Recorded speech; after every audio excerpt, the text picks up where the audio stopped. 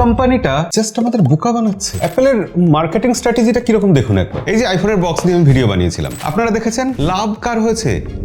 অ্যাপেলের। আবার ধরুন না, এই যে স্যামসাং এর বক্স, আইফোনের বক্সের নকল। নাথিং পর্যন্ত আইফোনের মতো বক্স বার করছে, গুগল তাদের পিক্সেল ফোনের বক্স আইফোনের মতো দিচ্ছে। আলটিমেটলি এই বক্সের মার্কেটিংটার জন্য লাভ কে করছে? অ্যাপেল। দেখুন ভাই, সোজা হিসেব, আইফোনের এই যে বক্স খোলার অনুভূতি, এসব ভিডিও বানাতেই ভালো লাগে। বলতে ইচ্ছা করে এরকম আনবক্সিং এক্সপিরিয়েন্স দামি ঘড়ির বক্স খোলার সময় হয়, লাক্সারি গাড়ির দরজা বন্ধ করার সময় হয়। আর এইসব ভেবেই আপনার আমার মতো মানুষরা বোকা হয়ে যায়, বাড়িতে এইসব কার্ডবোর্ডের বক্সের জঞ্জাল জমা করি। এবং দেখা গেছে স্টাডিতে যে 87% মানুষ, হ্যাঁ নিজেকে অপরাধী ভাববেন না, 87% মানুষ আইফোন বা অ্যাপেলের বক্স ফেলে না। ইনফ্যাক্ট এই যে বক্স খোলার এক্সপিরিয়েন্সটা, এটাকেও অ্যাপেল পেটেন্ট করে রেখেছে, নাম দিয়েছে পারফেক্ট লিড লিফট। এটাও তো আসলে একটা মার্কেটিং স্ট্র্যাটেজি। কিন্তু তারপর আমি এটাই বলবো, এই যে ঘরে যত ইলেকট্রনিক্স এর বক্স পড়ে আছে, এগুলো কয়েকটা কার্ডবোর্ডের জঞ্জাল ছাড়া আর কিছু না। তুমি শুধু এই কারণে কোনো জিনিসকে ঘরে জায়গা দিতে বাধ্য নাও যে সেটা খোলার সময় সুন্দর এক্সপিরিয়েন্স দিয়েছিল। তাই আজকে একটু সাহস করে দেখো, ঘরে যে কটা ইলেকট্রনিক্স এর এরকম বাক্স পড়ে আছে, যেগুলো তোমার মনে হচ্ছে সত্যি আর কোনো কাজে লাগবে না, সেগুলো এক জায়গায় জড়ো করে ফেলে দাও। যে জিনিস তুমি ঘরে রাখতে চাও না, সেই জিনিসটা ঘরে জায়গা পাওয়ার যোগ্য নয় কোনোভাবেই, সে অ্যাপেল যতই মার্কেটিং করুক না কেন। আচ্ছা, এবার তুমি বলো তো, তোমার ঘরে এরকম কটা ইলেকট্রনিক্স এর বক্স রেখে দিয়েছো? কমেন্টে লিখে জানাও।